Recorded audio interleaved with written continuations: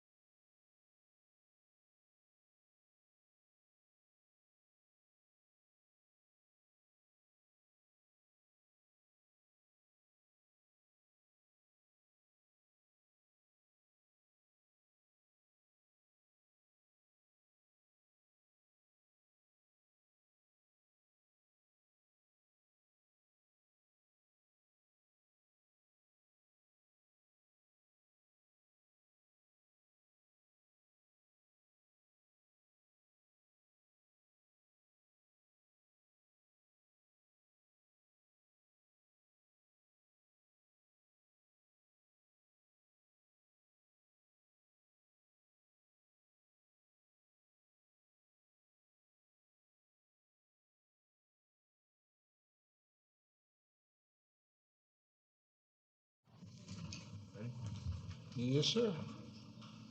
Going to call this meeting to order. Please rise and salute the flag.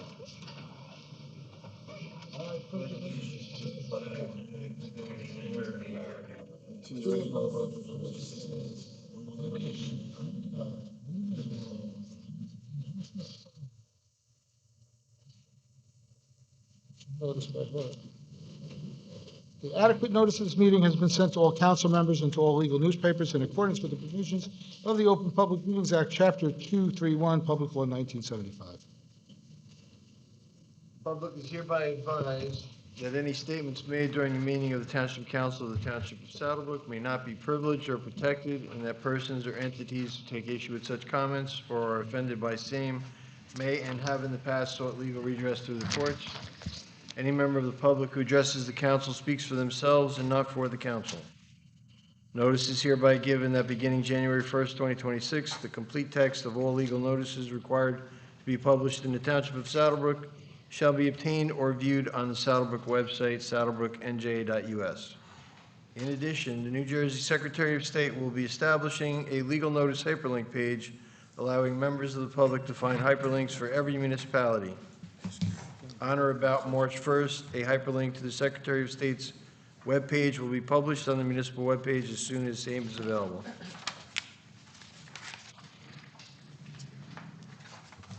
You done? Okay, for first order of business, motion to open the meeting to the public. Motion. Motion, Mr. Raccomando. Second. Second by Mr. Garrick. All in favor? Aye. Aye. No objections. Meeting is now open to the public. Mr. Van Winkle. Thomas Van Winkle, 128 Lincoln Avenue, Saddlebrook. I want to begin, I wasn't here for the June meeting, I was unable to attend, but I want to share my thoughts on Peter Lodico, especially since today is the 1 month anniversary of his passing. You couldn't find anybody better, more not knowledgeable of our town, just involved in our town for over 50 years, from being on the Board of Education to the council, being a mayor, and of course our township clerk. He was somebody I looked up to, somebody who I enjoyed talking to about our town's history, talking about all different council meetings back in the day. I know the mayor even said that last month. He would always tell me stories too about council meetings back in the 70s and 80s and 90s, and every year just remembered he just had, and I'm stealing the mayor's thunder a little bit and just saying how great of a memory he had, just how he remembered everything. I used to always joke with him with the township events, like the picnic, for example. I used to say, "Oh, let's do it by your house." Those of you who know where Pete lived, you know what I'm talking about. and he'd always get a kick out of that. He loved everything about Saddlebrook, and that's what really made him Mr. Saddlebrook, and he will be missed.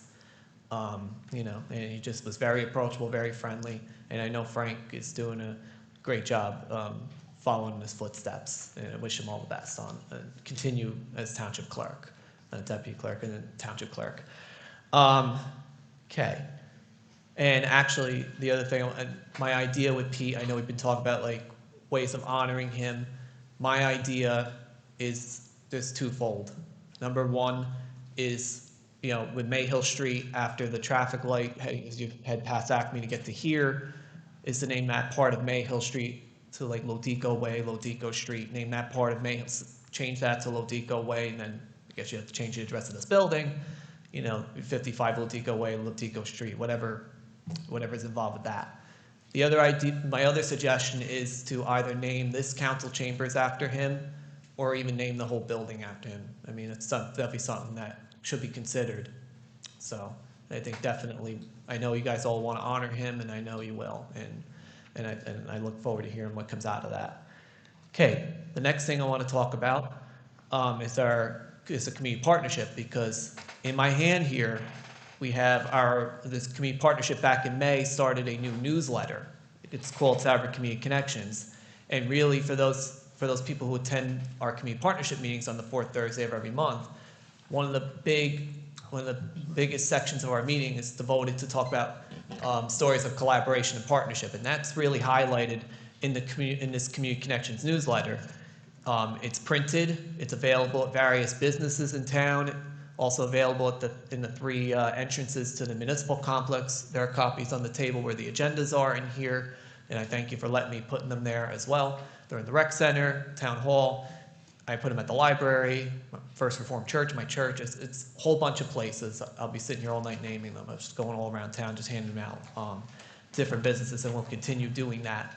It's going to be printed monthly, also available digitally monthly. And I want to emphasize too, it's no cost to the residents because we use LPI. Okay, so we use LPI, and you know, for the senior center newsletter, so it's no cost. So I just wanted to share that with you. Thank you. Yeah, stay up there. Just one question, and Yes. I apologize. We did talk about your July 4th event at the church. I had 25 people at my house. I couldn't, but can you just say how that went? Sure. We had roughly 55 people in attendance. We had dignitaries, township officials, and the mayor was in attendance. Our Father Bruce from St. Philip's, Pastor Park of New Light Korean Church, which shares the First Reformed Church. They worship in our building. And of course, our interim pastor, Pastor Tom Larkin, amongst other people. So I really want to thank them for, you know, kind of help lead service, lead the prayers. It was beautiful. We had the service downstairs in our Van Wyck Fellowship Hall, which is the name of the fellowship hall in the church basement. We set it up all nice. I also want to thank too he serves as our chairperson of buildings and grounds in our worship committee. His name is Tom Wojcik, who was very instrumental in putting this together. So I do want to acknowledge him for making it all possible. It was a beautiful day. And then after the service, we went outside. We rang the bell for 250 seconds, so the bell just kept going for 4 minutes straight. So That was at 2:50 p.m. celebrating the 250th anniversary of the United States. This is my question. Were you able to hear any other church bells while you were there? I couldn't hear it at the church, and because that bell, for those of you who heard the bell, it's very loud. And that church bell that we rang, is original from 1901. It's been on the church property for 125 years. Wow. And it still works. It was restored in 2019. It works like a charm because of the restoration. So. I'm sorry I couldn't make it. That sounds like a cool. Also want to thank the town also for the food truck, for providing the food truck for the hot dogs. I also would be remiss, I want to thank the fire department as well, who brought the tents over so that we could set tables up out in the parking lot on Ackerman Avenue. So I do want to thank, I don't know if Chief Wenzel's here, but I want to thank him and the fire department for all their help on that. All right, thank you. Thank you.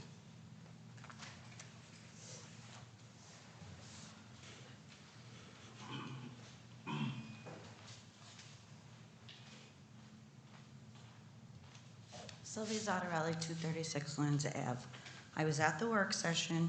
You guys know I came up and I asked about what was going to be done about Walmart. Mr. Simaluka, you keep saying that it's an enforcement issue. What are you going to do about enforcing? I just sat here almost 2 hours and listened to everything you're going to do to help Leicester Avenue residents, which they deserve it. What are you doing about the Lanza Avenue residents? This is 6, 7 years that I've come and complained. You know it's a valid issue. Other residents have come. They're disgusted. They don't want to come anymore. So I'm just curious as to what it takes to get something done. If it's enforcement, it's up to you guys to enforce it. We can't. So I don't think that's a valid excuse anymore. I really don't. That's one. Second, as far as Pete goes, some people might think it's creepy, but it's an idea. I think to make a bust of his head and put it on a pedestal or something and showcase out in the front hallway. That's all I got.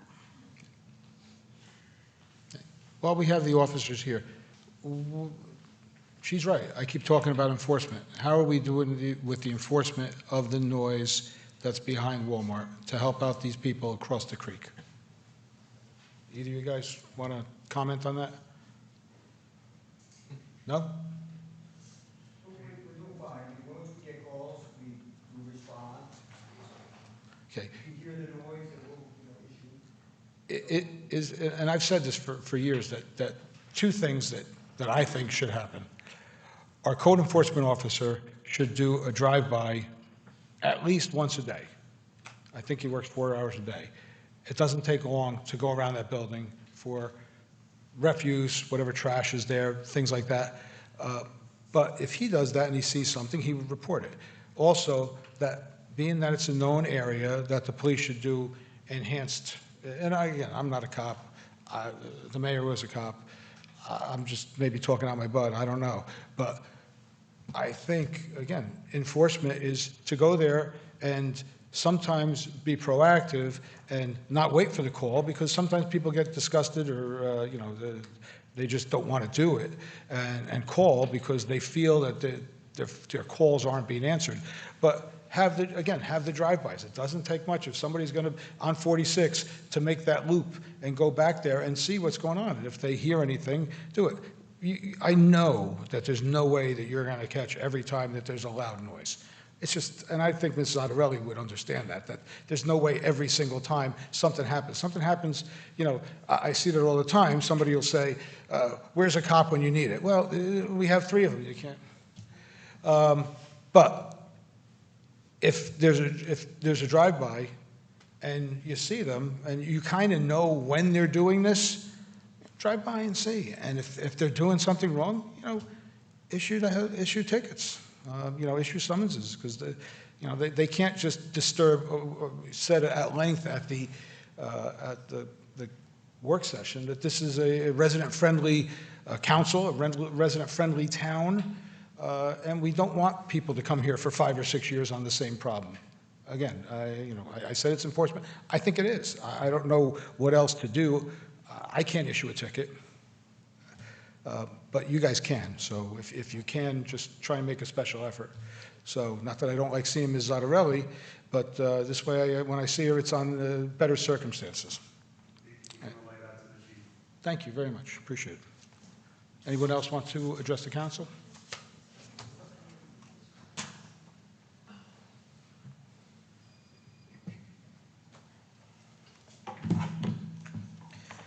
Good evening, Omar Rodriguez, Satterbrook, candidate for mayor. It's going to be a speed bump on the agenda on Claremont Avenue. More than a dozen residents, while knocking door to door, has expressed their concern about being a shortcut for Market Street. This is just the beginning. When Market Street opens with these 60 new units and 120 cars coming in there, right now, it takes 25 minutes to half hour to leave Market Street. How long we will take? Then definitely they will take Claremont as a shortcut. Talking about those 60 units that has been sold for $1.6 million, $26,000 each unit, every time that I say something, it seems like I'm making it up, but everything is on the record. They say that 120 cars will be coming into Satterbrook and will improve the traffic on Market Street. I want to see that. And it's on the record. It's not made up. So we should have, Mayor, some debates on a lot of issues because 3 minutes is not enough to discuss a lot of issues like the high density on housing in town. People wants to know if you have any new ideas for the future and betterment of the residents. Actually, if 120 cars are gonna come, I want you to explain to the residents, how are they going to improve the traffic on Market Street? If anything, it will make it worse. Then, on the high density, Poramos is an example. They were told by the state that they have to build 1,000 low-income housing units. They managed to reduce it by 68%, and they just have to build 340 units. Saddlebrook have to build 279 plus 42, so it gives you 341, but we didn't negotiate with the state. So we're gonna have to build 341. I don't know, we have to come a little more creative, I think. The debates, for many months I've been saying we should go for debates because a voter that is more informed will make a very better decision in November. I believe that the residents deserve more than that. Finally, last month, I asked the council and mayor, by dismissing the bus driver for the senior citizens, how much money it will save us. I didn't have a response. Then I want to ask, how much money does it take to print all those nicey glossy brochures for the town that it just serve the purpose of selling yourselves, but not to the residents? And it was some words that were not right against the senior citizens. I'm one of them. And I would just like to say that the poor choice of words that we're saying against the seniors is bad. They're not second-class citizens. They are the main part and part of the town. We have to treat them with respect and love. Thank you all for listening. Have a good night. Thank you, Mr. Rodriguez.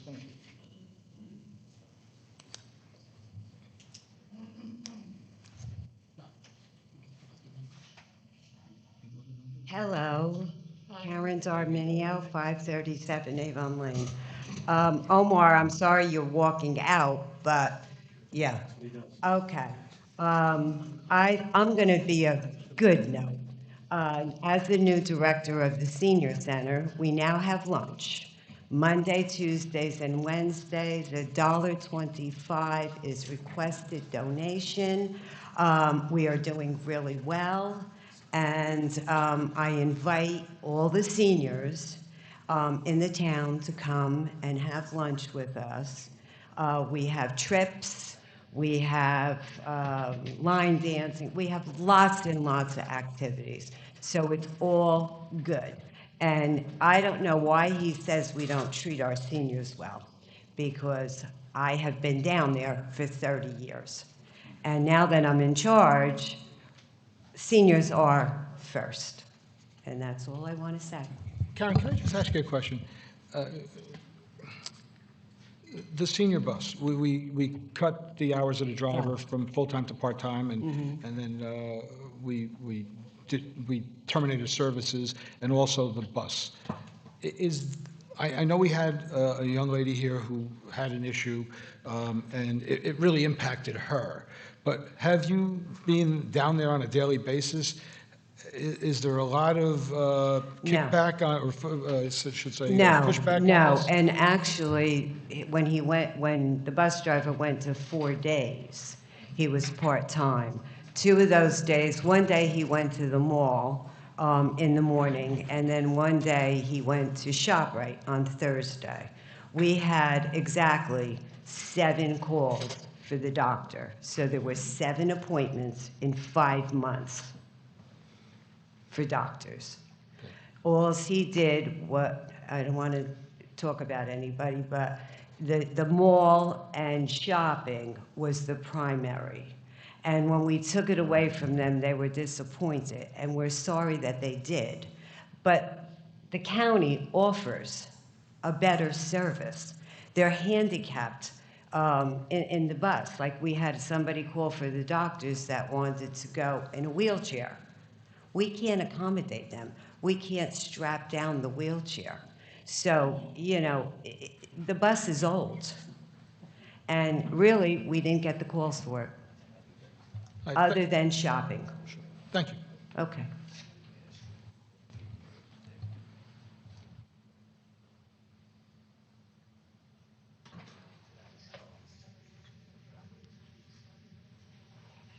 Denise Monastery, 25 Dana Way.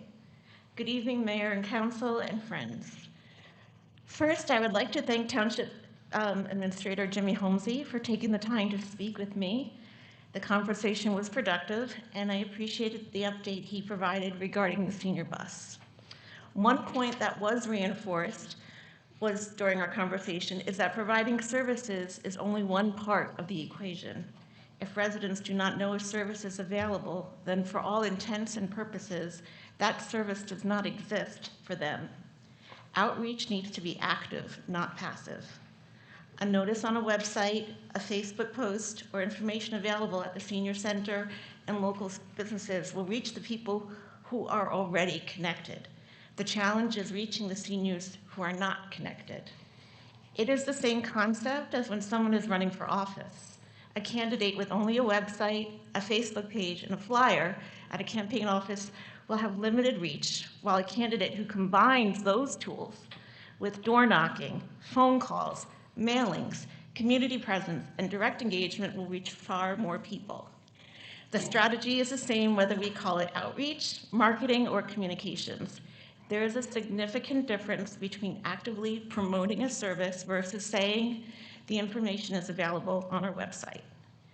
In an effort to better understand the decline in ridership that led to the discontinuation of the senior bus, I submitted an Open Public Records Act request, OPRA request, for bus records from January 1st, 2024, through when the township ended the service on May 22nd, 2026. The township provided records from August 6, 2025, through May 14th, 2026. After following up with the deputy clerk regarding the missing records, I was informed that those additional records could not be located. This is not to criticize anyone.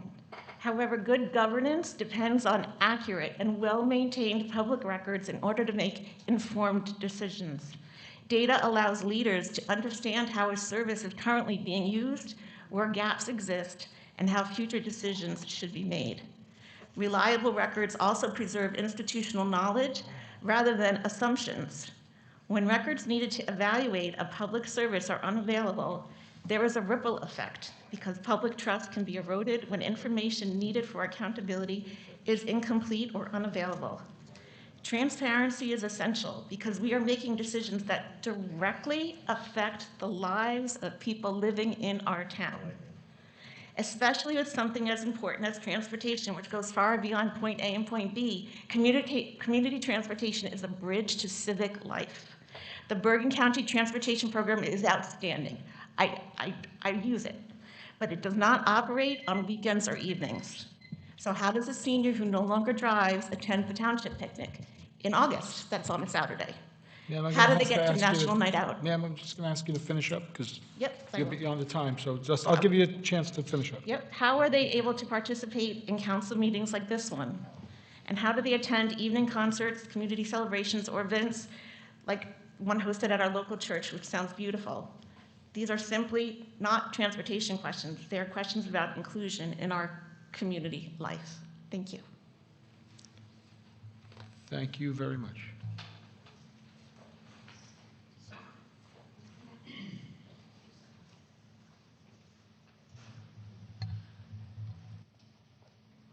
Good evening, Jerry Taylor, 318 Shepherd's Avenue, Township Council candidate.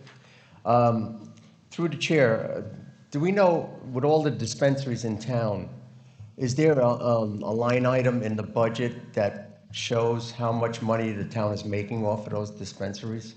I think there's only one that's been active and one that's brandy new. So, I mean, we're not overrun by dispensaries. But in terms of where that money goes, I know we get the 2% of the revenues, and not just the profits, but the revenues. Let me stand up. But I'm going to defer, wow. I'm going to defer to our business administrator to, like, is there an item in the budget for income relevant to the dispensaries? Yeah, there is a revenue permit line, and on top of that, that it gets deposited into.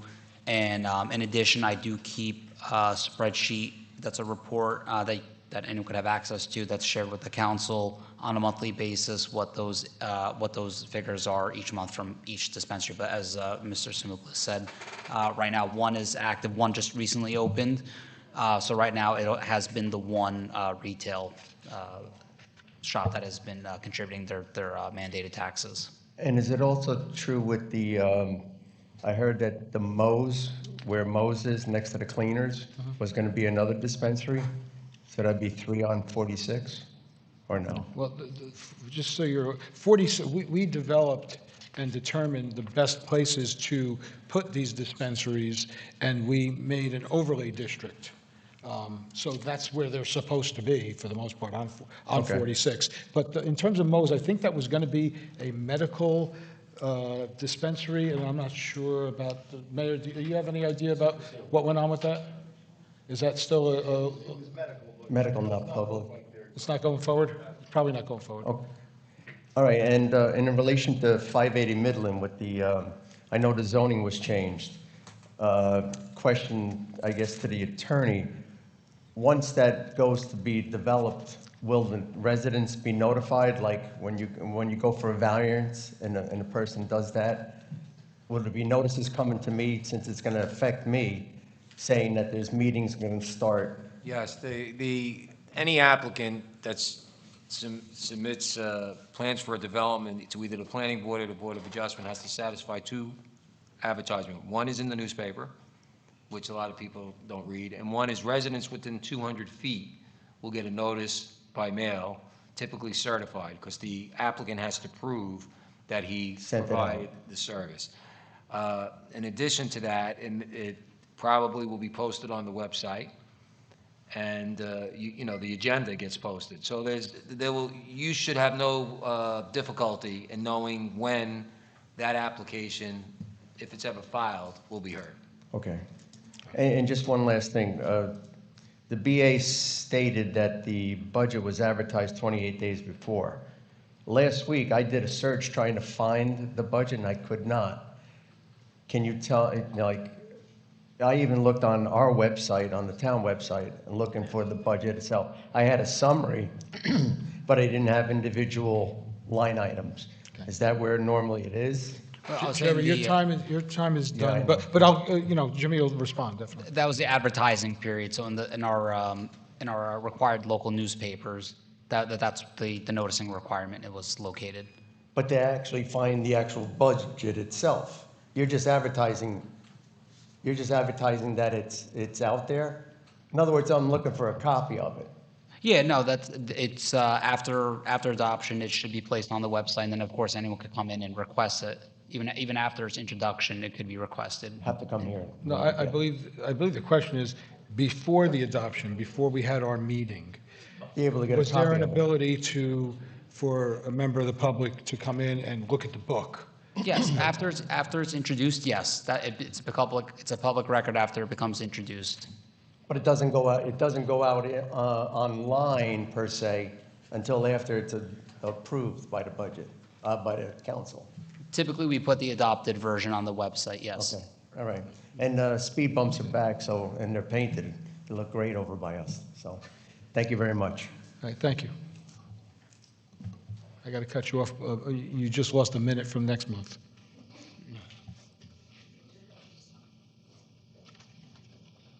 Good evening, Andrew Judges, candidate for Township Council in November.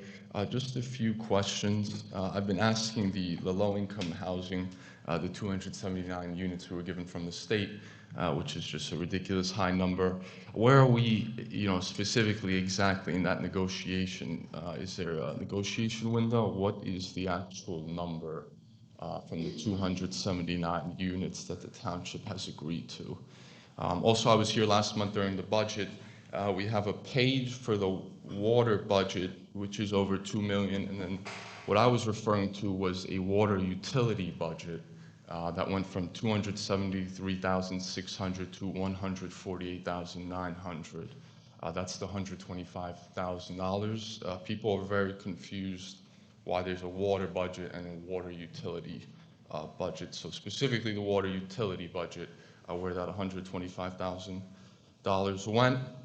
And I think, a lot of people, throughout the town, many districts, neighborhoods, they're very interested in, this local election in November, and when the council candidates and mayor candidates, when they're going to be having multiple debates. I think maybe 3 or 4 debates, one in August, one in September, maybe 1 or 2 in October.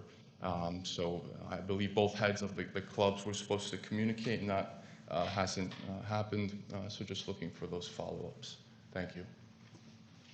Thank you. I'm going to defer to Mr. Holmesy, or the mayor on who should address the housing units, because I know that Mr. Rodriguez somehow came up with 300-something units, and I think Mrs. Zizic had it for 279.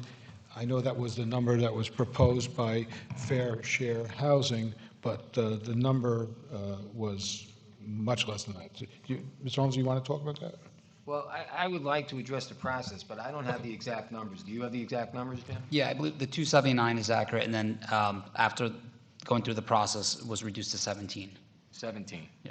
Okay, so let's just to, again, correct, I know it sounds, and maybe, hopefully that's not the intention to say 279 when it's not accurate.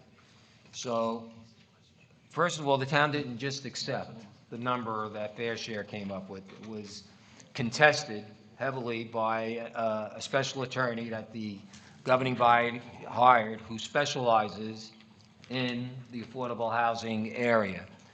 And as a result of that, going through the process, which involves a special master, I have to give a little history so people understand the significance of it. So a special master is considered an independent individual appointed by the court. That special master has a tremendous amount of influence on what the ultimate outcome is going to be, because the judges essentially consider them the only independent, objective person involved in the process other than themselves, and therefore their recommendation as to what the numbers should be is extremely important. So the council was able, through this process, to get credit for affordable housing units that were already built at one location, to get credit for the units that are being built at Market Street, and to reduce the number significantly, as our administrator stated, from what they initially wanted to what is reduced to. And in addition to that, the council was able to draft an agreement that was approved by the court that allowed them to satisfy their prospective need, which is for the 4th round to get the certification and the immunity from a builder's lawsuit, to meet it with an overlay zone, which means that if someone wants to build in a particular zone, and no one has come forward yet, they would have to have a set-aside of 15 or 20% of whatever they're building for affordable housing to meet this prospective need. So the possibility that nothing gets built, that could happen, because we don't have to go out and find a developer. The developer has to be willing to build with an affordable housing component, and we're not obligated to give them a pilot for the project. So it's very difficult with the course of things for developers to think it's in their financial interest to build affordable housing units, unfortunately, for those who are in need of those. So the scenario being painted is not any near what is accurate, nor is what is truthful. And although I did not handle the case, I think the attorney who did for the township did a very good job in getting the number reduced and getting the settlement that, I have to say, for the most part, no one will probably even realize where these affordable housing units are, or if they even ever get developed. Jimmy, was there anything else that I missed? No, I think just the builder's remedy, that we have immunity from builder's remedies lawsuit too included in that. Yep. That's about it. And just before we open to this young lady here, just the difference between water, water budget, your water utility budget? What do we? I mean, this should be all in the water utility. I could take a closer look. If you have questions, I'm happy to, No, there was a question as to, there was a $125,000 difference between last year and this year in one of those two. I think the question was, what's the difference between a water budget and a water utility budget? Because he's saying there's two different sets of numbers. Yeah, I mean, the water utility should be its own utility budget. And I have to look closer at the operating budget to see what exactly is in there for that as it relates to water operations. But is there a water budget, are there two separate areas, like a water, but and I don't. To me, I don't think, I would have to double check. I don't think, to me, everything water related should be in the water utility, Can but you I'll look look to into that, so verify. this way at the next meeting, we can address the residents' concern? No problem. Okay, ma'am, please state your name. Yes. My name is Juanita Hickman, and I live on Finnegan Avenue, Saddlebrook.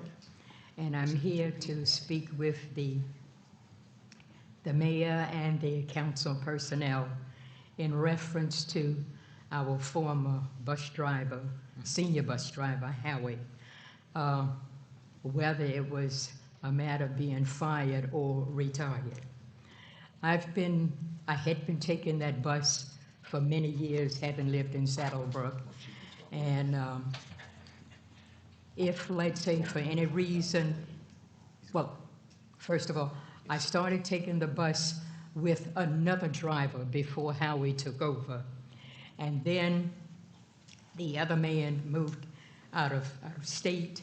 Howie took over, and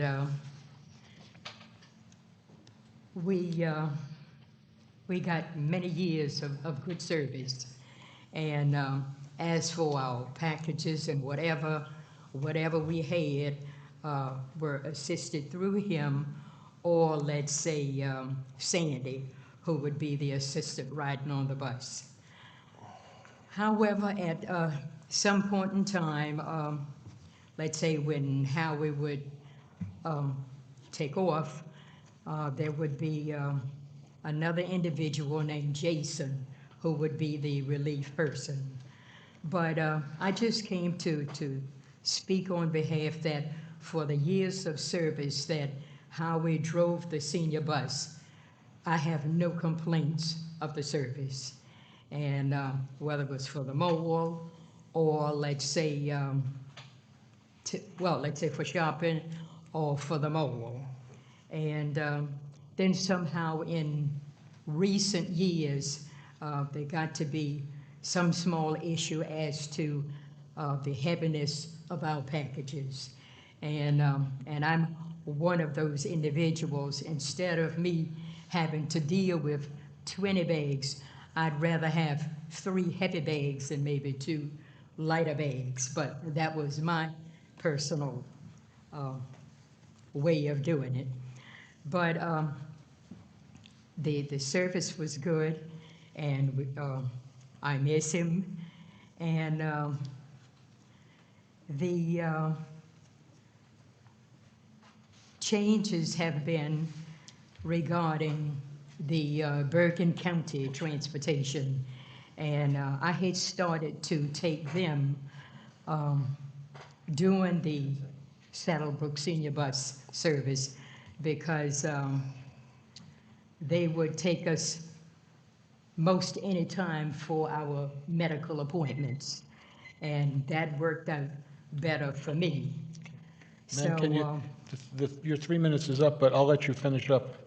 This- well, that's mainly what I wanted to say, to speak on behalf of Howie, that the service was good during the time I was there, and the others who assisted with him, I have no complaints. And I'm dealing with the county now, and so far it's going good, but would be good if we could have all of the personnel right in our group together. Thank you very much. Thank you. And I'm going to reach out, Karen or Paula, if anyone speaks to Howie or Rose, can you just relay this young lady's comments and her commendations to Howie? Thank you. Anybody else wish to address the council? Okay, seeing no one. Motion to close the meeting to the public. Thank you. Second. Motion. Yes, sir. This gentleman. Oh, I'm sorry, sir, I didn't see you there.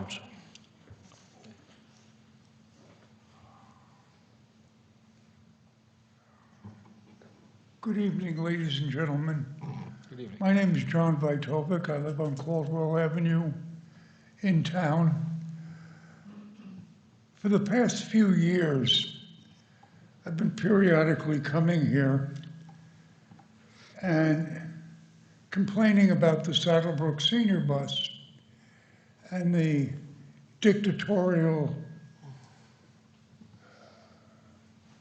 procedures of the driver. 2 years ago, I went to the township clerk, Peter Ludico, God rest his soul, and I asked for all policies, procedures, rules, regulations governing the Saddlebrook bus. Well, he laughed at me and he said, that covers just about everything. And I said, I want to be thorough.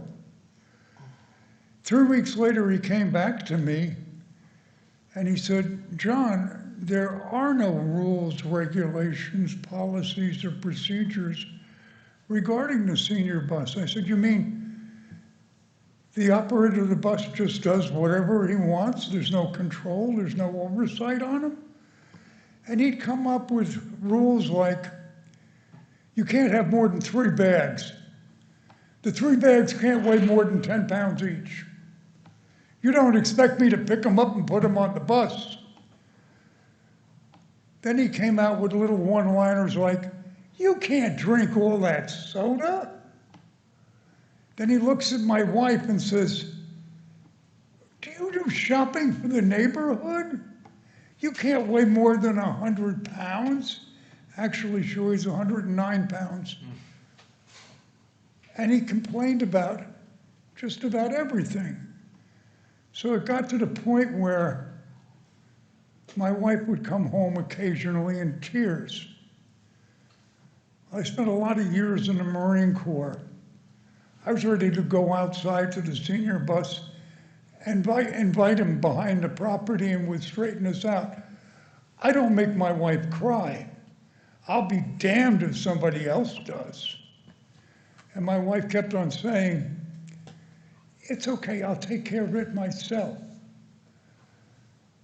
I'm glad to see him gone. And this nonsense now about him and his champions going around town saying, oh, he was forced out. Well, after I retired from the Corps, I got a job in private industry. And I learned there's 2 ways of leaving a job. You either resign or you're terminated. I don't know what forced out is, but I'm fed up with this nonsense.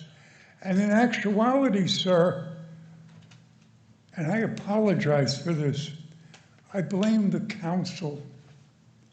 You created the Saddlebrook Senior Bus with no control, no oversight, no supervision, no management. And it's like, oh God, we got a senior bus, that's wonderful. And nothing behind it.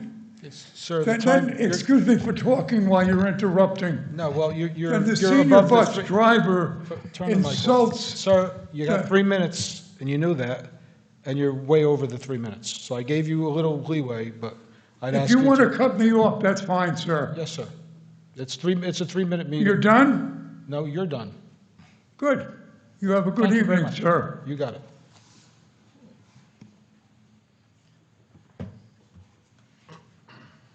Ma'am, you already had your time. I thought we were allowed to speak twice. No. Last time he came up twice last time. Who? Last meeting out here, he came up twice. No, it's one time. You used your 3, and you were over your 3 minutes. Anyone else? Let me ask you this, if I may, sir.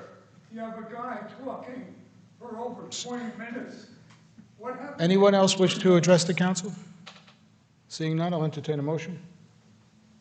Close the meeting? Motion to close the Motion to meeting. close? Second by Ms. Mazer, all in favor? Okay. Meeting is now closed to the public. Councilman Zamaluka, he was asking about the longer time, and that's during the work session. I don't think the gentleman understands. Yeah, work sessions are different. That was the work session, sir, during our work session, which was earlier in the evening, you have unlimited time to speak. Well, Yeah, I just want to clarify that for you, sir. and there was kind of a special meeting within a meeting on Leicester Avenue, so that was, we opened the meeting just on that issue, so that's why that took an hour in itself. Okay, Through the comments? Chair, did you want me to address the comments that were made regarding the Market Street project? Was there, again, there were several misstatements, or just let it go? Yeah, sure. Okay, so, and I know this has been said multiple times by the individual, and I've responded the same, so he keeps repeating it, so I'm going to keep repeating the response. The value and the cost of the units was not $26,000 as he stated, because the developer also had to build 40 underground parking spaces for our police department, which was estimated by our engineer to have a value of $1.2 million, which brings the cost of each unit to $46,666. In addition to that, the developer did not receive a pilot, so he has to pay the full property taxes value, which at last year's value, and we all know residential values have been going up significantly every year, would have generated a tax revenue of approximately $325,000 to $340,000 on property that was, of course, tax exempt while the municipality owned it. As to the comment that testimony was that the parking would be improved, no, that was not the testimony.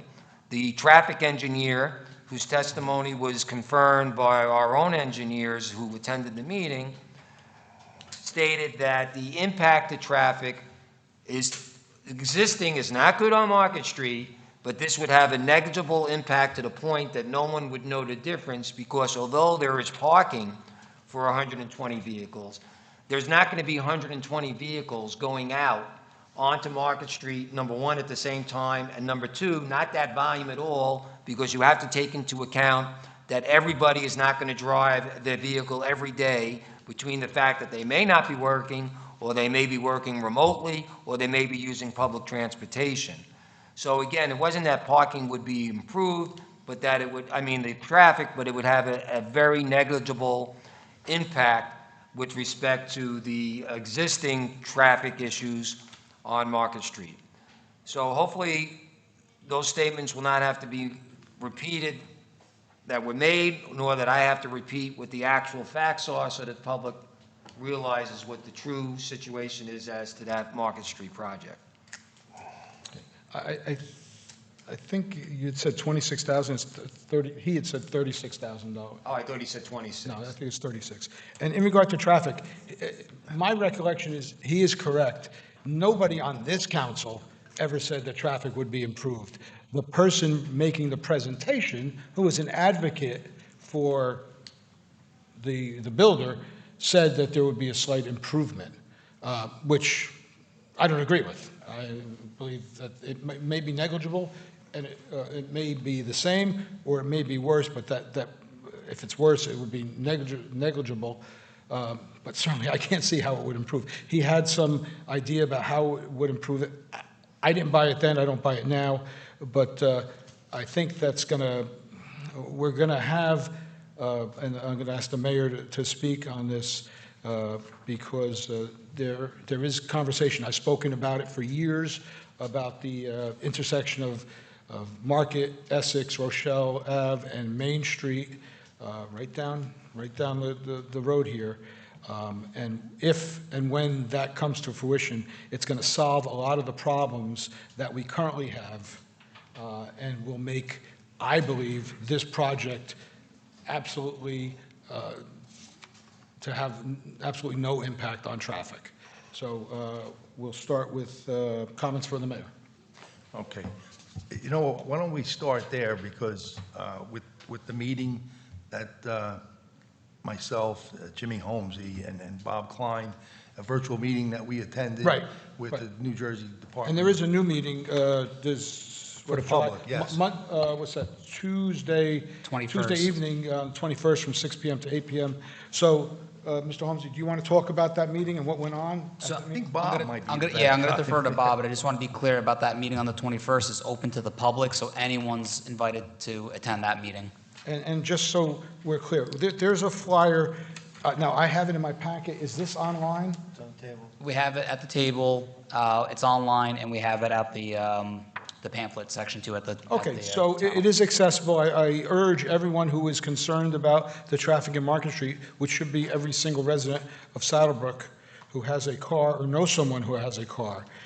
You can join the meeting from your computer, tablet, or smartphone, go on the website or come to Town Hall and get that, and you can attend virtually. But we'll defer to Mr. Klein on what went on at the in-person meeting. So they presented this project and where they currently stand. Apparently, it's been a project for a while. They're currently in the preliminary design phase. They're looking to replace the bridge that goes over the Saddle River so that they can add more lanes, more traffic lanes going through that intersection.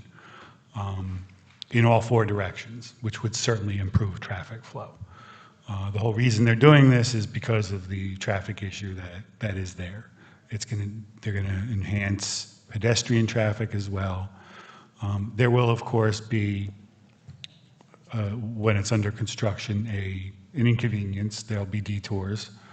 I think what they're gonna do first is take care of the three legs that don't include the bridge first, which will initially improve traffic.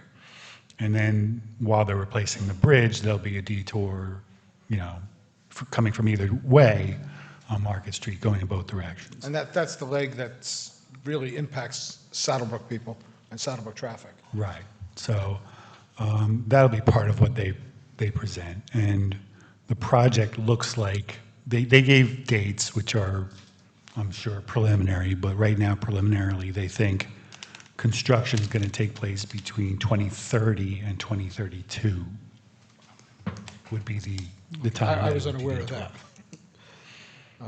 Yeah, because I've said it over and over. I went to a meeting, it's got to be a dozen years ago, and we talked about this, and I said the same thing. Make left turn only lanes on each leg of that intersection, and I believe that's what they're going to do. That seems like the only viable solution. Why it took, or why it's going to take almost 2 decades to get it done, that's not even local. That's county and that's state. And above us is Route 80, which is federal, and they are impacted because there's the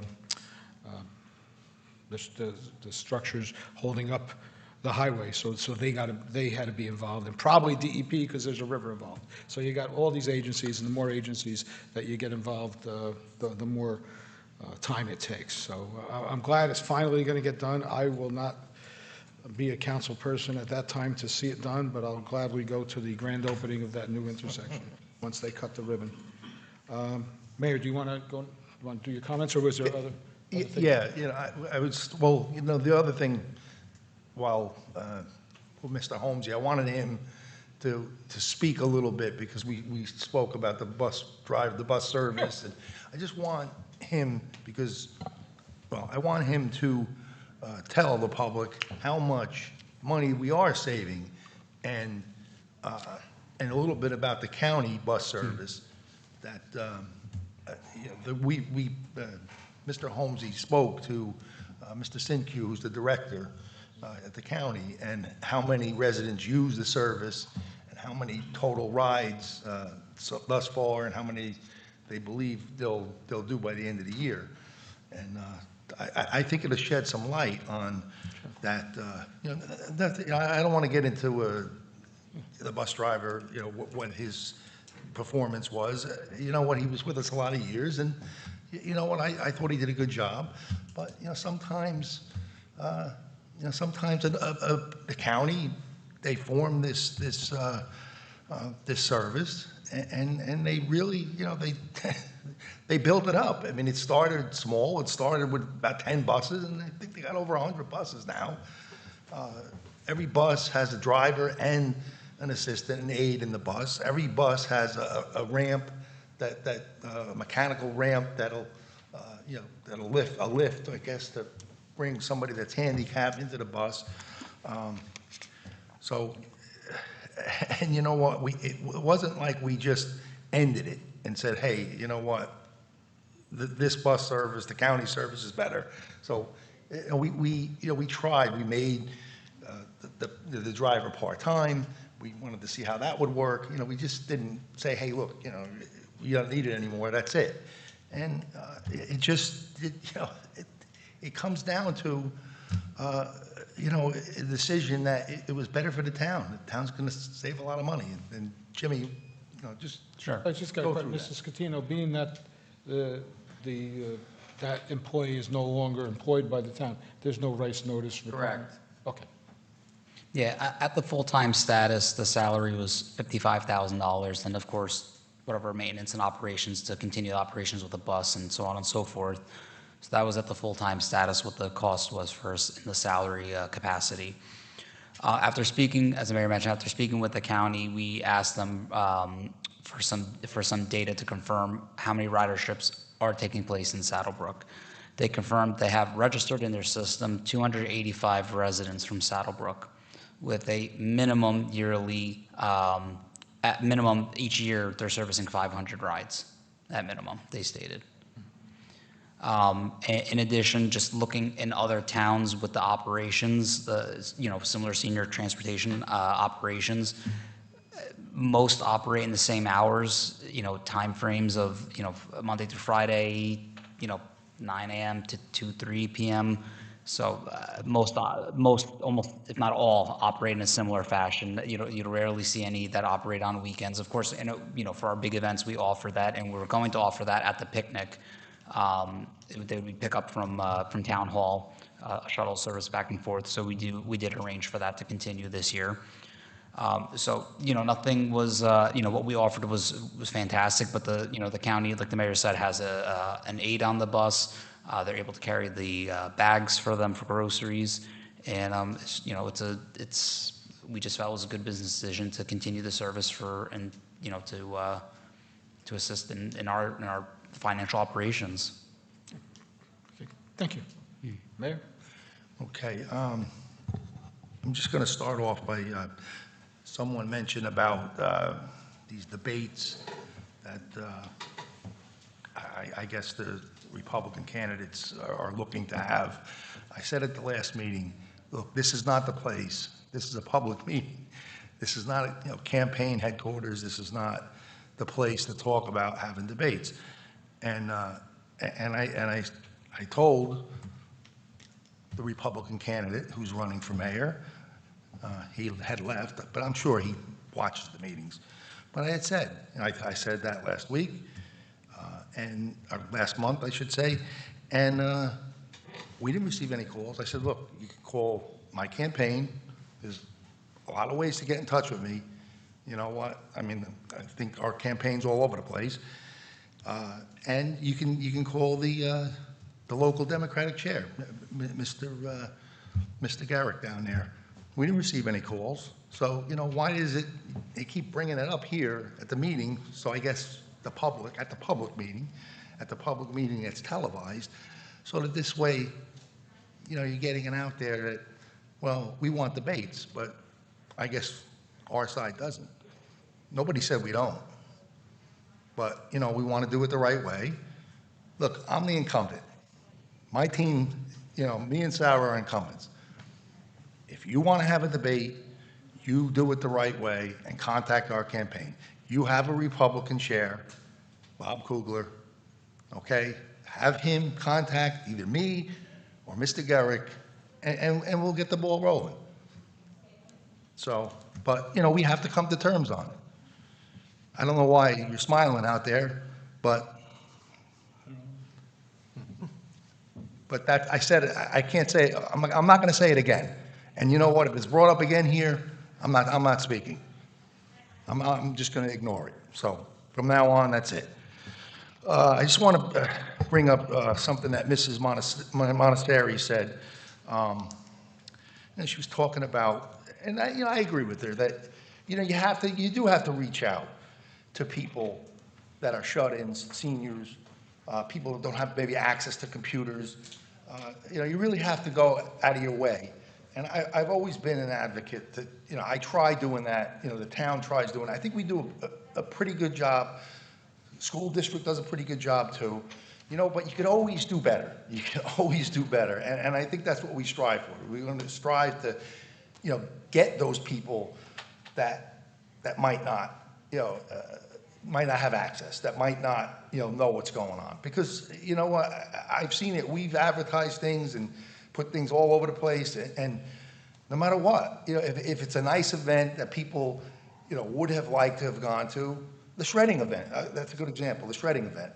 Every year, every year, without a doubt, we'll post it, and, we'll put it all over the place that we normally do as far as advertising, and then the date comes, and we'll put a photo, oh, it went great, the shredding event went great, and I have, 3 or 4 people that, oh, I missed it, nobody told me, it's, and I feel bad, you know what, because obviously, we try to get to everybody we can. But unfortunately, some people are harder than others to get to. But when it comes to seniors, we really do have, and I agree with her, we have to try to make every effort to get to everyone that could use the services. Like this lunch program. It's a great program, it's going very well, but I know there's people out there that would love to do it, but they just don't know about it. They don't. They don't have family members, they live alone, they don't get out much, so we have to reach out to those people. So I'm going to go through my, my normal routine here as far as comments. Let's start with the budget. The estimated tax bills were mailed out at the end of last week, beginning of this week. And they're due by August the 10th. They should be by the end of the month, but there's a 10-day grace period. The tax rate is 2.377, which is up only 0.04 of a point. The average home in Saddlebrook now is valued at $500,700. So on the municipal side, taxes are increasing by just a little under $188 on the average house, which I just said, valued at $500,700. I just want to make sure that the seniors know, and not just the seniors, but there is tax relief offered out there in New Jersey. You got the Anchor program, you got the Senior Freeze, and you got the Stay New Jersey. Now they use one single form, which combines all 3 applications to apply for all of them, or some of them. Eligibility and payment schedules vary for each program, but please, if you're interested, check the New Jersey website at nj.gov, or for more information, you can also call our local tax collector, Linda, at 201-587-2914. Resolutions, I have ordinances, but we table that Leicester Ave ordinance. Resolutions, we have the appointment of Frank Borelli as municipal clerk. I just want to say that Frank has earned the position. He has his state certification already, so it's not something that he has to do. He's got it already. He worked under Peter Ludico for probably a little over 4 years and filled in Pete's absence. He did a good job, and Pete would have approved of Frank taking his place. I know that. I had many a conversation with Pete, and they got to be good friends, and I know Frank learned a lot from Pete. So, public service gas main project, we talked about that earlier.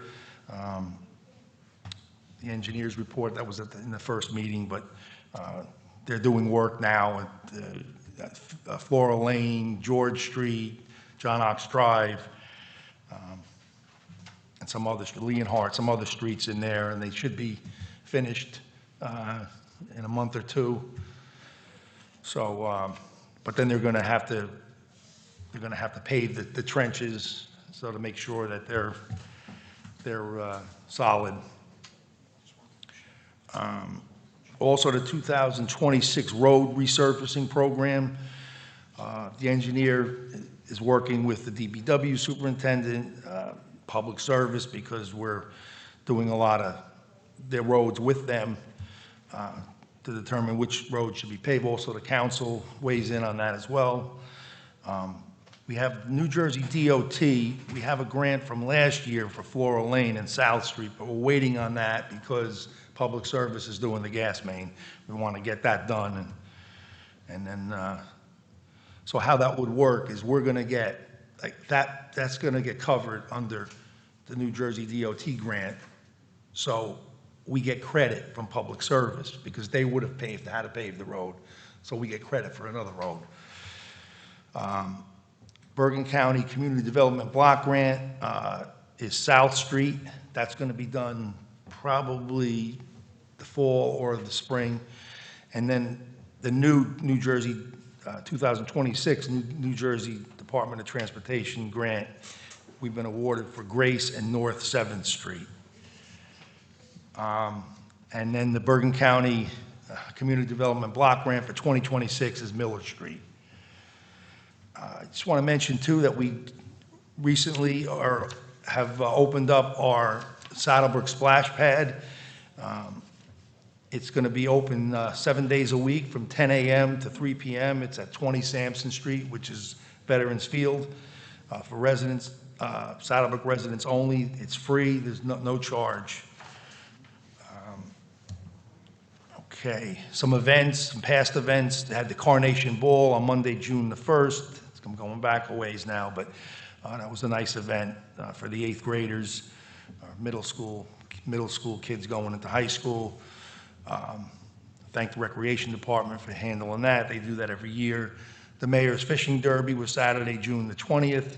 I want to thank my secretary. She always handles all that and organizes everything, along with, I want to thank the fire department too, as well, and the ambulance corps that were there helping out.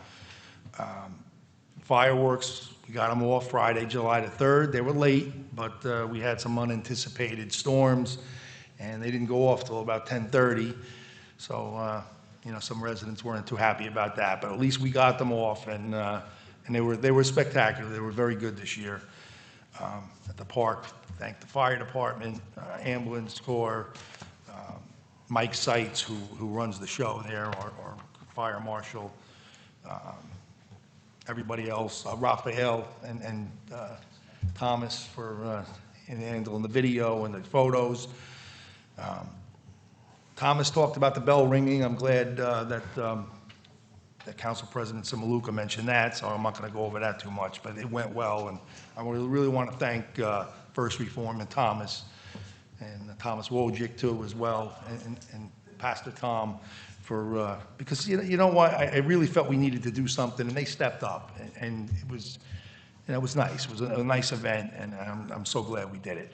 And we got participation from the fire department, the ambulance corps, the board of ed helped out.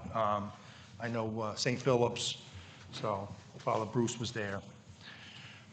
So upcoming events, we got National Night Out on Tuesday, August the 4th, right here at 6 p.m. in the parking lot. The Junior Police Academy starts August the 6th through the 14th. That's done here as well.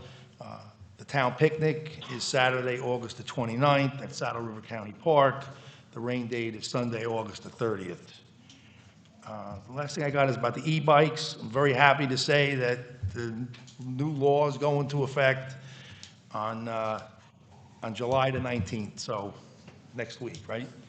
And thank God, because it's been a long road with that, and I've been on with the chief and the command staff, and I think they've done a good job with it as far as getting some enforcement, and because just because the new law doesn't go into effect to the 19th, these kids, they're really reckless. I mean, they're doing all kinds of things that they shouldn't be doing, and honestly, some of them are they're brazen, and they're they flip people the bird, and they just. And some of the, I've seen them do wheelies where they do have helmets on. I guess that's one good thing. But I've seen it where their helmet is hitting the pavement, and there's sparks coming from the helmet. You know, I know they can't be everywhere at once, but you know what? I think the last month, the last six weeks have been good, but we got a tremendous amount of complaints. I can't tell you how many complaints we got about these kids and their behavior. So, you know, and we got to keep enforcing, like Mr. Simaluka says, we got to enforce, especially that. And I know there was a lot of education, but I guarantee, you know what, the first person that you end up apprehending or whatever, if it's a juvenile and you take them home, I guarantee, oh, we didn't know nothing about it. You know, again, you know, it's about advertising. You know, somebody's going to say oh, I didn't know. They're going to conveniently say that, you know, because they're going to want to break. So, but we got to definitely stay on top of that. It's a big issue. And other things too, you know, like Mrs. Zottarelli says. You know, we know that the mall is a problem. You know what, so all I'm saying, and I think Mr. Simaluka was trying to say the same thing, is, you know what, there's a few problem areas. Luckily, we don't have that many. I don't know, 5 or 6. But those areas have to be priorities. You know, the officers on patrol have to go through there, you know, more than once. They got to go through, you know, every hour and check on it. And you've been doing that. You know, I know you've been doing that. But you got to stay on top of the officers. And I know sometimes they're busy. I get it. But when they're not busy, they need to concentrate on those areas. So that's all I have. Mr. Accomando? Yeah, well, with that being said, I think property maintenance should also hold their own, go there once, twice, 3 times a week, not just to put it on law enforcement, but if there's a littering issue. Yeah, absolutely. That's definitely on property maintenance. But from my understanding, I thought they were, once construction's done, they're putting a fence on that left side, well, the right side. So I Yes, thought it was they gonna are. be a gate that they had to get buzzed in to make Yep. deliveries. So that should help with some, that's what we're told. Yeah, If it on the happens, right side. who knows? The left side, they wouldn't agree to it, but supposedly they were gonna put a security guard, like a shack over there. Yes. On that That's other what side, happens. because, well, hopefully they'll do After it. construction's supposed, but we'll see. I just want to say, great job by the police for whatever happens in town. You guys mostly run short all the time, and you still seem to get things done, so thank you. As far as everything else, I just wish everybody a safe rest of the summer. And as far as everyone who gets up here to speak at that podium, I thank them, because sometimes they bring stuff to our attention. Sometimes they, in a nutshell, they speak bullshit. But it takes a lot to get up there and speak in front of a room full of people and a council. I was there. It's a little intimidating, but you get past it. It's surprising that lately it's been kind of professional where it usually isn't. And we're a small town. There's no reason to be hateful towards each other. It's too small of a town to be that negative when you come up to the podium and speak nonsense and lies. Well, regardless, have a great summer and enjoy the rest of the July. I believe we come back in August, right? Yeah, August, one meeting. Thank you to the council for putting up with what we put up with. And Mayor. Ms. Mazur? Thank you, Council President. Yeah, I just want to mention that I had the opportunity to have lunch at the senior center, and I have to say, the lunch was pretty good. They're doing an amazing job there, and I have to commend Karen Dominio and that crew. They really have a great system, and it seems like the residents are enjoying it. And afterwards, they play bingo certain days. I'm not sure, I know Friday for sure. But, and as far as the senior bus, I think we should take advantage of whatever the county has to offer us. We do pay county taxes, so why not? Right? Right. Thank you.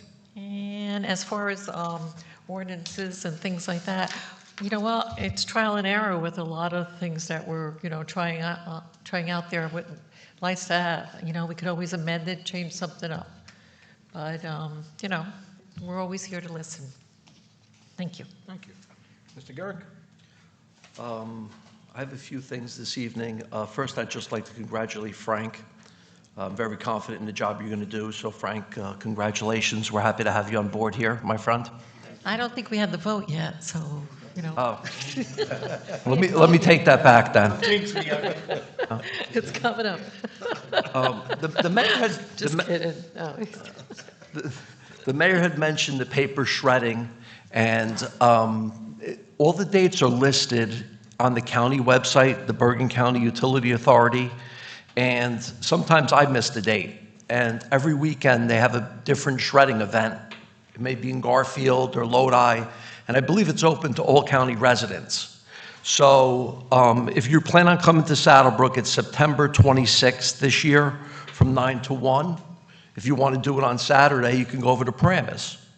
So they're usually throughout every community in Bergen County you can go to a shredding event. And it usually goes from the spring into the fall. So again, Paramus is tomorrow, but Saddlebrook's is going to be September 26th. I too want to commend Karen and her staff at the senior center. A lot of wonderful things are getting done there. That lunch program is excellent. And we got a lot of seniors going there, so it's a successful program. Also, I want to mention the spray park. Yesterday, I was down at Veterans Field. There was 50 students from the summer program jumping around, and I think it's a wonderful addition to the community. It cost us very little. We got a grant for $750,000, I believe, which was a wonderful thing. I also want to mention some things that we take for granted. Our road program. Prior to Bob White becoming mayor and our council being put together here, there wasn't a lot of roads getting paved. We've done a tremendous amount of road improvements. And for that, I want to thank you, Mayor, for doing that, as well as the council for all their hard work and the wonderful professionals that we have here working for us. The recreation programs are expanding. We haven't mentioned the library. The library programs are incredible. Also our parks, what's been done there. Pickleball, we're getting Fifth Street done, Kern Park, Mayhill, you name it. We've been doing so much here. And then we could talk about our first responders, police, fire, ambulance corps, our great DPW. We have people in this community that are incredibly committed and dedicated, and I want to thank every one of you. But most of all, we have a full-time mayor. He's working endless hours. We have a committed council here. So I'm optimistic about the future here in Saddlebrook, and the property values reflect that. People want to move to Saddlebrook. I've said it before, I'll say it again. There's a reason why the property values have escalated here. I said enough tonight. I appreciate it. Enjoy the rest of your summer. Thank you. Thank you, Mr. Garrick. Ms. Sanchez? So, unfortunately, I couldn't make it to the bell ringing. I really wanted to, but it was my sister's birthday, so I unfortunately could not attend. I just wanted to say that the Green Team will be hosting the Sustainable Jersey Bergen County Hub meeting on July 27th at 7 p.m. And I also wanted to touch on Walmart with what Todd said. You know, hopefully when the construction is done, the issues will improve. If not, we're definitely going to have to look into something further. And there was a comment made earlier where it was said that, I'm not sure who, but who called the seniors second-class citizens, but I definitely don't feel that way, and I don't think that anybody else up here feels that way, and I was really bothered by that comment. So I just needed to say that because, you know, we definitely don't look at our seniors as second-class citizens, and if anything, we're always trying to improve, you know, the services that we have for our seniors. So I just wanted to address that. Thank you. Yeah, no one on this council, or the mayor, or anyone who sits up here, called seniors second-class citizens, and if they were, they would have been publicly reprimanded and humiliated, because that's just ridiculous. And certainly, we don't treat our seniors as second-class citizens. We do have a viable and vibrant senior program and senior center, and a great director. In terms of the young lady who did the Oprah request about some records for the senior bus, I'm not making excuses. There should be total transparency and there should be records. However, our longtime senior center director passed away a year and a half ago. So I do not know if he had the records at his home. I don't know any of that, but that could be an explanation. I'm not trying to get out of anything, but that might be an explanation for it. In terms of the bus, you know what? It's weird. You go on Amazon, you want to buy something, and you look at the reviews, right? And you always wonder, how is this a 5-star review? And there's a bunch of 5-star, and then there's 1-star reviews. I mean, it's the same product. Well, this is a perfect example today. You had a young lady here who gave 5 stars and said how wonderful the driver was and the whole program was. And then you had a gentleman coming up, and he wanted to have a fist fight with the bus driver. So it's just strange opinions, but just goes to show you how opinions can vary on different things. We had a very lengthy work session, and I'm not making it any shorter by talking a lot here, but a lot of it dealt with Leicester Avenue. There were issues on Leicester Avenue. We are trying to alleviate those to the best of our ability to try and help our residents. Not punishing any individual or any business, but we're trying to make this the parking situation on that street more tolerable. Thank you to Lieutenant Buchek and Captain Califano for your attendance and your input on that, and in reviewing what we had put forth. And thank you to Mr. Scatino, who did a great job on doing the ordinance. Now, what we did was there were some open spots in the proposed ordinance that we had to fill in, and we worked on that diligently during the work session. So Mr. Scatino's got to prepare it with all the, fill in the blank type thing. So we are I'm going to entertain a motion to table the ordinance for tonight when we get to that point. And hopefully that will resolve that issue. Again, there's certain areas in town that are known to be problem spots, and we try and do our best to concentrate on those. We talked about the graffiti ordinance,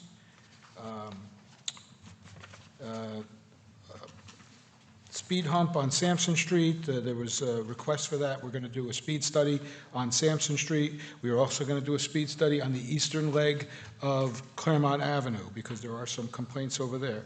In terms of the 5th Street speed study, I thought, as chair of that committee, that we should put a speed hump right around 5th Street Park.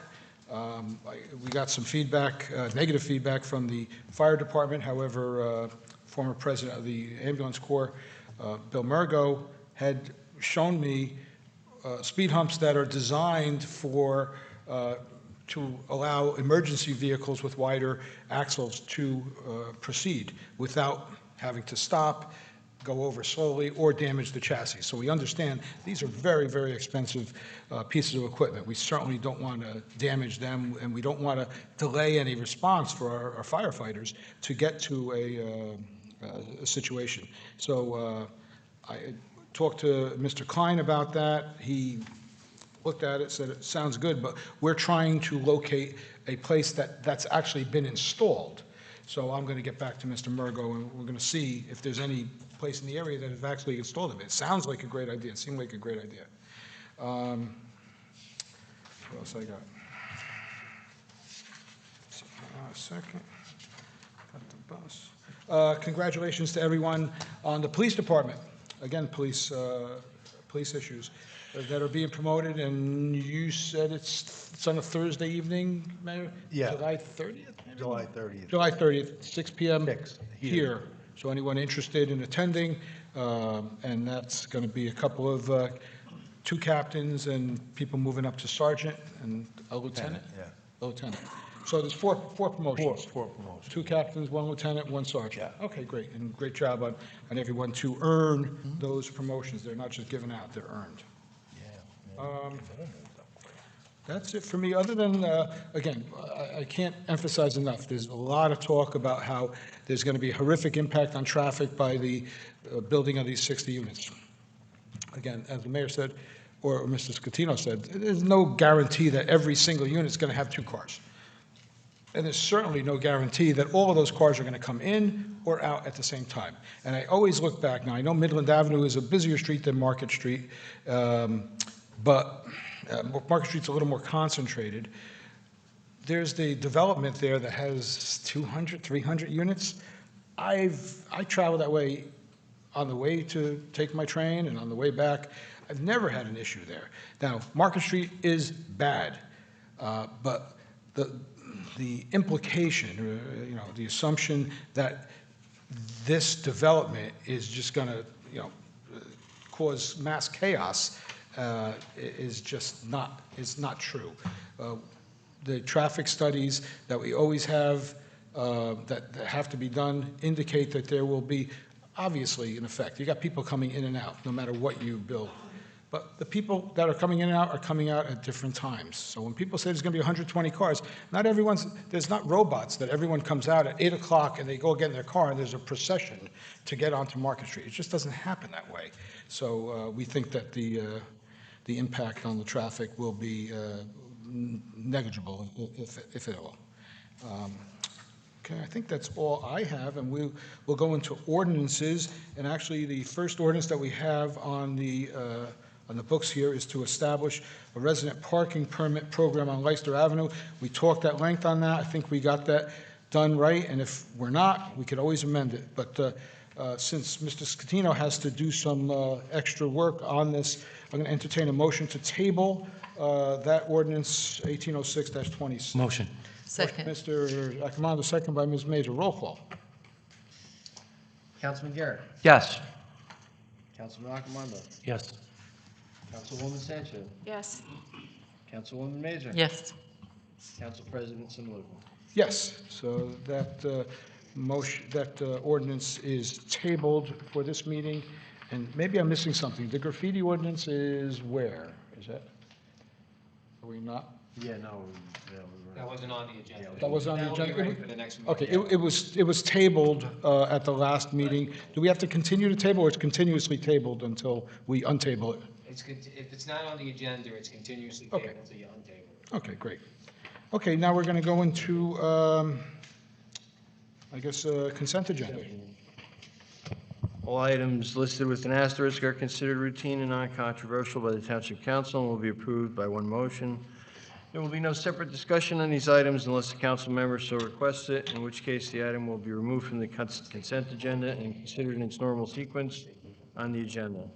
The one motion signifies adoption of all resolutions, receive and file letters, correspondence, reports, and approval of minutes and applications. Resolution number 6 will be voted on separately, as Councilwoman Mazur has to recuse.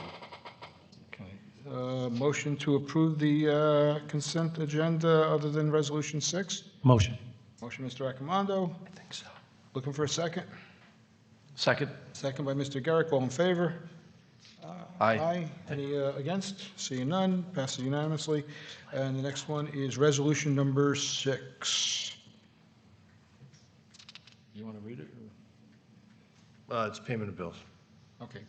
There's a resolution for payment of bills, and Ms. Mazur, you are going to abstain, so motion to approve. Motion. Second. Mr. Accomando, second by Ms. Sanchez. Roll call. Councilman Garrett. Yes. Councilman Accomando. Yes. Councilwoman Sanchez. Yes. Councilwoman Mazur. Oh, I'm sorry. I apologize. And Council You President. got to call her so she can abstain. Well, she's recused. Oh, you're recused? Yeah. Oh, I apologize. It's a And recusal, not an abstain. Council President Simulacro. I say yes. Okay. Old business that we haven't talked about, new business that we haven't talked about yet. We don't want to beat any dead horses. I just real quick, I just want to I want to thank the DBW. I always leave somebody out, and with all these events, they really do a great job. So very, thankful for them. I just want to mention too that, what Mr. Samaluka, you brought up about, the bus log, the book, and, we do know that it was seen. It was seen after we moved back from here to the center on Caldwell. And it was seen as of a couple of months ago. So, it's a little suspicious, that it's missing, and, we're not doing a full-blown police investigation into it, but we are, looking into some, Jimmy and I are looking into some things. I just wanted to get that out there, but, I also want to mention this, the senior center, Karen and Paula, they're doing a tremendous job.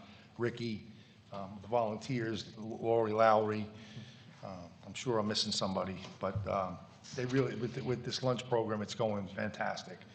And you know what, to make a comment to say that any of us here call the seniors second-class citizens, you know what, I think the people that are watching the live stream probably aren't the seniors, but, the seniors watch the TV station, and they're gonna laugh at that, because you know what, I go to the senior center often, and especially with the new lunch program, and you know what, I see it on their faces, they're happy. They're happy, you know what, they're thankful, they're always saying, hey, this is great, thank you. You can just read their faces. They know that we don't consider them second-class citizens. If anything, we consider them very, very valuable citizens. And you know what, their generation is, the best, really. I don't think, there was a better generation than that group of, seniors over. Well, now I'm 65, but I'm talking about like you're 75, 80 years old, that they were the greatest generation. The World War II, well, a lot of them are gone now. Most of them are gone. But, that era. So, and we love them. I know I love them. So, and I want them to know that. And they know it because they feel it. You don't have to say it. They feel it.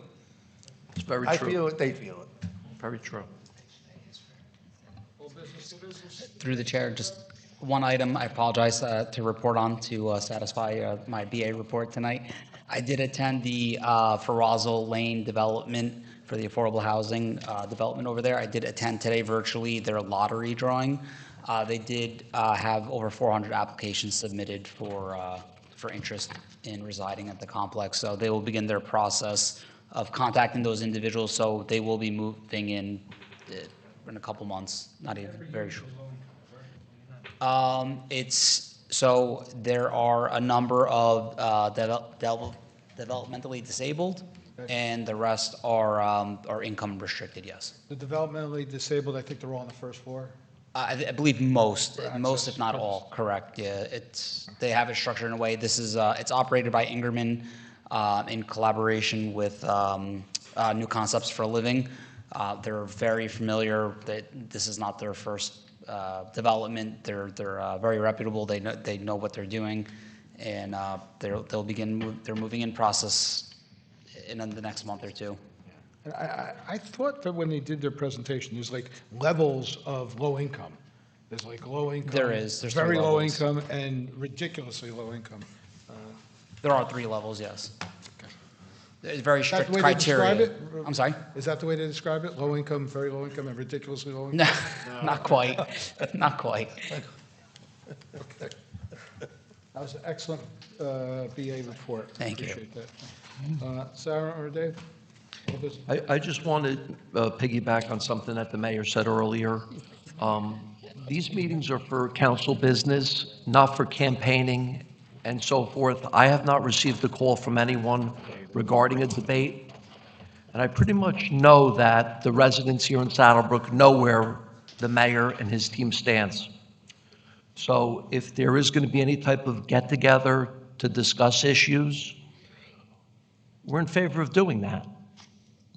I don't think we need 3-4 debates. This is not the venue to even discuss it, though. But they're going to continue to bring it up, and I just suggest not even talking about it. When we get a phone call, we'll set something up like we do every 2 years.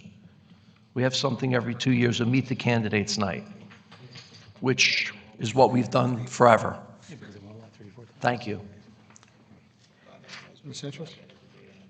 Okay. Just one thing that we talked about at the work session for a bit is Mr. Accomando and I were discussing it and brought it to the attention of the council and the mayor and our engineer and our police department about the lack of stop signs on certain streets. So what we did was we asked the engineer to get together with the police department and see if maybe we can come up with an idea as to certain intersections that should have stop signs and don't.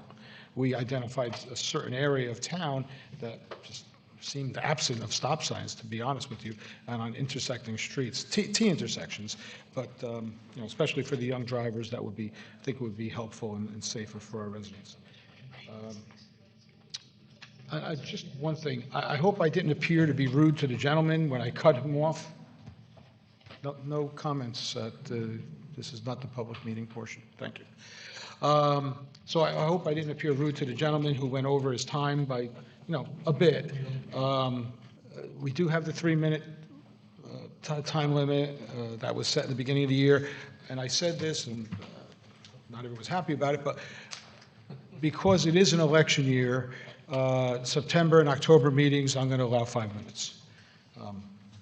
Whether that's good or bad, it turns into, a crap show is to be seen, but I think that, we should extend it a little bit because there are election issues that need to, even though there's no campaigning that's supposed to be done here, there are election issues that are important to the residents of the town. But again, if I seem to be rude, I apologize. We do have, some limits here, and they have to be enforced. And I give everyone a chance to try and finish up. No one here, by the way, no one finished, maybe Mr. Taylor, but no one did it in 3 minutes. We gave everyone a chance to finish their thoughts. So if I was rude to that gentleman, I apologize to him, and I apologize to the people in attendance and the audience out there. I don't think I was, but if I was, my apologies. Mr. Samaluka, you better get escorted by the police out there. He might be waiting. I think he could take you. Yes, and you know what? I don't know if the new bike ordinance applies to rascals, but I don't want to get rode on by a guy in a rascal. In any event, motion to open the meeting to the public on agenda items and agenda items only. Motion. Mr. Garrick, second by Mr. Accomando. All in favor? Aye. Aye. Any objections? No. Passes unanimously. Anybody want to speak on agenda items? Agenda items? No? Okay. No takers. Motion to close the meeting to the public on agenda items. Motion. Second. Motion, Mr. Accomando, second by Ms. Sanchez. All in favor? Aye. Okay. Hopefully, there's no other comments. No.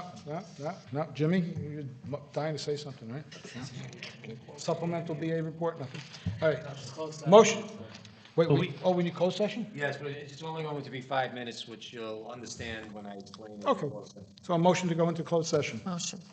Ms., all in favor? Aye. It's going to be about 5 minutes, and Meeting will reopen. Further action. we expect that we're going to open the meeting just to close the meeting.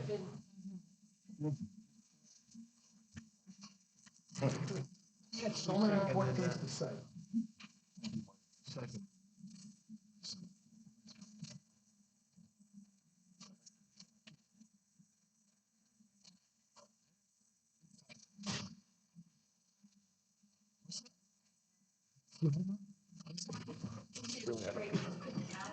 Thanks. Well, you should have told me while I was on camera. Now it's.